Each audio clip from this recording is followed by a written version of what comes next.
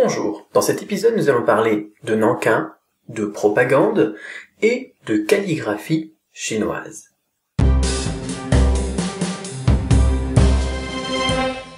Bonjour, c'est Cédric Beau et bienvenue dans l'épisode 4 c'est ça je crois, de La Chine, le chinois, commencer vraiment LCCCV, dans laquelle je vous présente la Chine telle que je la vois et aujourd'hui j'ai pas mal de questions. Alors, j'ai posté une image sur Taïwan sur la page Facebook et puis tout de suite j'ai des réactions.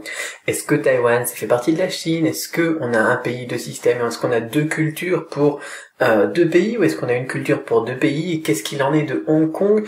J'ai pas mal de réflexions qui sont intéressantes, j'aime bien quand vous commentez tout ce que je poste, et vraiment je vous invite aussi à commenter les podcasts. Alors donc, dans l'épisode précédent je vous donnais des astuces, comme tous les jeudis, pour le chinois. Aujourd'hui on repart sur des questions vraiment plus globales, et donc j'en ai 3, une anonyme, une de Rémi, et une de Christophe. Alors on va commencer avec celle d'anonyme. Tiens, voilà, on va l'appeler Jean. Pensez-vous que les médias occidentaux diabolisent la Chine et comment les médias chinois parlent des occidentaux? C'est une question que j'aime beaucoup parce que souvent on me dit est-ce que tu penses pas que les Chinois diabolisent l'Occident? Et ça s'arrête là.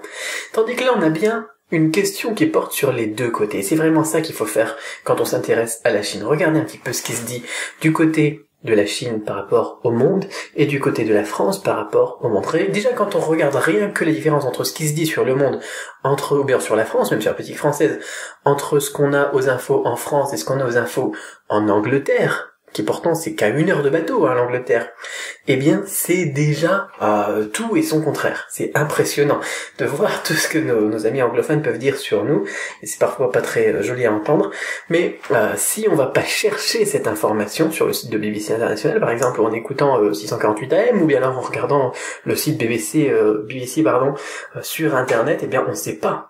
On sait pas parce que c'est très politique, j'ai envie de dire, en France, par rapport à ce qui se passe en France. Et c'est exactement la même chose en Chine. Donc toujours regarder de tous les côtés. On a un autre exemple, tiens par exemple, je regardais un article du Monde ou du Figaro, je sais plus, je regarde souvent le Monde et le Figaro parce que c'est vraiment les plus clichés en France, quand on veut parler donc de l'actu en France et du monde, de la France par rapport au monde. Et après avoir regardé ce qui se disait par exemple sur la situation avec la Russie et l'Ukraine, eh bien je suis allé voir, et par rapport à la position aussi, à la politique de Poutine, eh bien je suis allé voir aussi les dernières news en Russie, et notamment par exemple ce qui s'est dit par Poutine au club Valdai le 24 octobre, et c'est vraiment, là on a vraiment le point de vue de la Russie, et c'est pas du tout ce qu'on nous montre en France. En France on nous dit, tiens, Poutine c'est comme une girouette ou n'importe quoi, et en Russie, eh bien, eux ils nous rappellent que, par exemple, ils ont 80% des Russes qui sont en faveur de leur président, nous on a pas ça en France par exemple, et on a un président, donc Poutine, qui est vraiment très clair sur ce qu'il pense de la situation internationale. Enfin bon, il faut vraiment... Donc là, je parle de l'Angleterre, je parle de la Russie. Donc pour la Chine, c'est exactement la même chose. Il faut vraiment aller regarder des deux côtés. Oui, on diabolise la Chine en France et en Occident d'ailleurs en général. On va dire dans les France, Angleterre, Amérique. Pas trop en Allemagne, ça va encore. Et on diabolise la Chine, effectivement, c'est l'ennemi à abattre. Quand on a une campagne présidentielle aux USA, vous regardez un petit peu. Souvent, l'ennemi, c'est la Chine. Alors maintenant, l'ennemi, ça va peut-être devenir la Russie, mais bon, c'est pas grave. L'ennemi, c'est la Chine. C'est la Chine qui nous font des maisons pourries. C'est la Chine qui tue nos emplois. C'est la Chine qui plombe notre économie. C'est la Chine. C'est le grand méchant, la Chine. Eh bien, quand on est en Chine, eh bien, on voit un petit peu aussi une position. Alors, elle est peut-être un petit peu moins agressive, je trouve, par rapport... les États-Unis sont moins diabolisés par les Chinois que la Chine par les Américains. Ça, c'est vrai. Ou bien alors, pareil en France. C'est vrai que souvent, quand je regarde les infos en chinois, on a souvent des termes comme appel au dialogue, ou bien alors partenariat, ou bien des idées qui sont gagnant-gagnant. Tandis que souvent, c'est quand on regarde les infos en France, c'est vrai que c'est pas exactement pareil. Quand on regarde les infos en France, eh bien c'est plus c'est la faute des Chinois, les Chinois c'est les méchants. Donc ça c'est un petit peu bizarre. Tiens, en répondant à cette question, je suis en train d'y réfléchir, et effectivement, on a tendance à beaucoup diaboliser la Chine, mais au final, on n'est pas trop diabolisé par la Chine. Bon, ils se gênent pas non plus pour pour nous ridiculiser quand, par exemple, avec l'époque des Jeux Olympiques et puis Reporters sans frontières et puis tous les trucs qui étaient anti-sport, boycott des Jeux Olympiques, vol de la flamme olympique, etc. Là, effectivement, la France, elle s'en prenait plein la figure. Mais sinon, dans une règle, on va dire générale, c'est pas aussi méchant que nous. Alors bon, nous on les voit comme les grands méchants, mais au final ils sont moins méchants que nous, je trouve.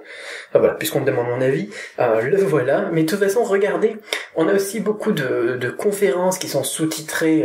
Je pense à Valdai par exemple, parce que moi je suis pas encore très bon en russe, hein, je suis encore en train de travailler dessus. J'avais les sous-titres en français. Quand je regarde les trucs, au début quand je regardais les trucs en chinois, j'avais les sous-titres en français ou en anglais. Souvent on trouve les trucs avec les sous-titres en anglais, et ça aide effectivement beaucoup. Et vous pouvez vous faire votre opinion. À l'heure d'internet, on peut vraiment se faire son opinion sur le monde, comment il est vraiment. Donc si vous consommez que les infos du soir le 20h sur TF1, vous êtes foutus. Voilà. On va dire, ouais, multipliez vos sources, mais ne faites pas non plus que de l'information chinoise. Il faut vraiment, pour avoir une bonne vision de ce qui se passe vraiment dans le monde, regarder les infos anglaises, les infos françaises, les infos chinoises, les infos russes, et enfin moi en tout cas c'est ce que je fais, et vous aurez déjà une bonne idée de ce qui se passe dans le monde actuellement, et comment est-ce que l'un critique l'autre, comment est-ce que l'un voit l'autre, comment est-ce que l'un diabolise l'autre. Voilà, alors j'ai été gentil pour un anonyme, j'ai fait une grande réponse quand même. Ensuite j'avais une question de Rémi, qui me dit « Bonjour Cédric, quelques de mes amis chinois m'ont dit qu'il était plus difficile d'écrire en chinois ou de faire de la calligraphie chinoise lorsqu'on est gaucher. Le chinois est-il plus aisé pour les droitiers ?» Signé Rémi. J'ai envie de dire, la logique elle est un petit peu la même que lorsqu'on écrit du français. Si on est gaucher, on va avoir tendance à avoir sa main qui appuie, on va dire, sur le cahier lorsqu'on écrit, à faire des grosses tâches. Enfin, si vous êtes gaucher, je suppose que vous voyez ce que je veux dire par là. Par contre, et donc c'est mal vu en fait. C'est mal vu parce que pour bien écrire, effectivement, pour bien écrire en chinois, ça sera plus facile et plus logique d'être droitier. Et ça, c'est un problème parce qu'effectivement, donc quand je dis mal vu, c'est vraiment mal vu. Les Chinois gauchers, il y en a beaucoup qu'on va forcer à écrire de la main droite. On va les forcer jusqu'à ce qu'ils deviennent droitiers ou ambidextres en l'occurrence. Je connais pas mal d'ambidextres chinois, alors que j'en connais pas beaucoup en France, tout simplement parce que, enfin, je suppose que c'est à cause de ce problème-là. Ils ont dû être gauchers à la base et avoir été forcés à se servir de leur main droite pour écrire, pour couper, pour etc. etc. Donc effectivement, c'est plus difficile d'écrire en chinois ou faire de la calligraphie chinoise lorsque l'on est gaucher. Donc le chinois est plus aisé pour les droitiers, mais en plus c'est un petit peu mal vu d'être gaucher. Alors maintenant, lorsque les parents ils voient des statistiques en disant tiens les plus grands businessmen ou les personnes les plus fortes au tennis ou n'importe quoi, la plupart plus de 60%, plus de 70%, je sais plus combien, sont gauchers, et bien du coup ils ont tendance à être plus, on va dire un petit peu moins un petit peu moins forcés. Voilà, je mélange mes mots, mais c'est pas grave, j'éditerai pas au montage. Voilà, je suis naturel. Ils ont tendance à un peu moins forcer leurs enfants à devenir droitiers, mais dans une règle générale, oui. Donc c'est plus aisé, et en plus, c'est mal vu d'être gaucher. Voilà pour Rémi. J'avais une autre question de Christophe qui m'a envoyé un message hier. Alors aujourd'hui c'est Halloween, d'ailleurs joyeux Halloween, hein. Donc Christophe qui m'a envoyé un message hier le 30 octobre, qui me dit « Bonjour Cédric », alors je le relis en même temps parce que je me souviens plus de ce qu'il disait. « Bonjour Cédric, j'ai découvert vos vidéos sur YouTube et j'adore. Bravo. Je voulais savoir si vous pourriez faire une vidéo sur la ville de Nankin. Je vais peut-être y vivre 2-3 ans à partir de septembre prochain. J'aimerais connaître les bons coins à visiter, les endroits où je pourrais suivre des cours de chinois, les commerces européens s'il y en a. » Alors, il faut savoir que Nankin, en Chine, c'est quand même une grosse ville. Et en plus, elle est pas très loin de Shanghai. Je crois que alors j'avais vécu à Nankin pendant un moment et puis j'avais fait des allers-retours aussi avant d'y vivre pendant un moment, donc en TGV presque tous les jours et en train de nuit aussi. Bon, ça c'est moins intéressant pour je vais pas vous raconter toute ma vie, mais bon, je faisais beaucoup d'allers-retours. J'ai fait des allers-retours debout dans des trains pourris et là ça prenait un petit peu plus de temps, mais j'ai fait beaucoup d'allers-retours donc entre Shanghai et Nankin. C'est à 1 heure à peu près en TGV, quoi, et ça coûte 12 ou 18 euros, je sais plus. Donc c'est pas loin, c'est vraiment proche de Shanghai, et puis c'est une ancienne capitale de la Chine. Il y a 100 ans, la capitale de la Chine, c'était pas Pékin. Enfin, il y a 100 ans, quand on est passé donc sur l'ancien gouvernement. Alors, Donc ça va être une ville où on peut y faire tout, et on va y trouver de tout. C'est vraiment une ville. Alors si vous êtes japonais ou d'origine japonaise, je vous la recommande pas. Je suppose que vous savez pourquoi, hein. Le massacre de Nankin c'est encore fortement ressenti par les Chinois, et donc j'ai déjà vu des Japonais on parlait dans leur dos, hein, des Japonais à Nankin. On les agressait pas non plus, mais bon, c'était un petit peu malsain. Mais sinon, donc c'est une très bonne ville, hein, si vous êtes d'origine française ou n'importe quoi, y a pas de souci. Et on y trouvera de tout. Et pour les commerces européens, alors là, encore moins de problèmes. Avec mon épouse, on a participé à l'ouverture du premier Kiabi à Nankin, justement. Donc le premier Kiabi de Chine, il a ouvert à Nankin. Donc c'est pour vous dire, il était même pas ouvert à Shanghai ou à Pékin ou n'importe quoi, il a été ouvert à Nankin. Donc c'est pour vous dire que c'est quand même quelque chose qui est relativement international, relativement moderne, relativement etc. Au niveau de l'apprentissage du chinois, là aussi pas de souci. Les universités à Nankin, ce sont des bonnes universités. Au niveau des coins à visiter, alors là, il y a beaucoup de coins.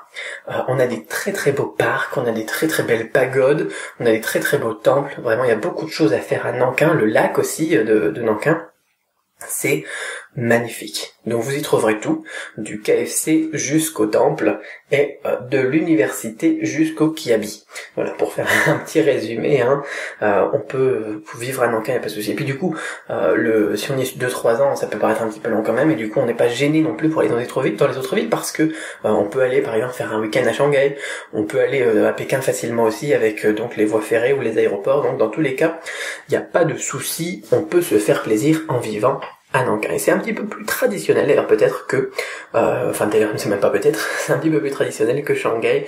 Donc c'est un beau coin, il y a des trucs vraiment sympathiques. Donc à Nankin, Christophe, tu pourras te faire plaisir pendant 2-3 ans sans souci. Voilà.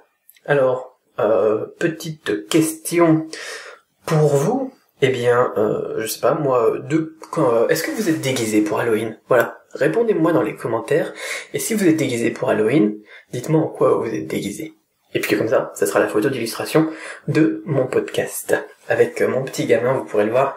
Enfin, ce sera peut-être pas très reconnaissable avec tout le maquillage, mais ça permet de mettre un petit peu de ma vie, un petit peu de moi. J'aime bien vous donner un petit peu de moi. Donc dans le podcast. Voilà, on se retrouve dans l'épisode 5 demain. Gardez l'esprit ouvert et ensemble, on tue les préjugés.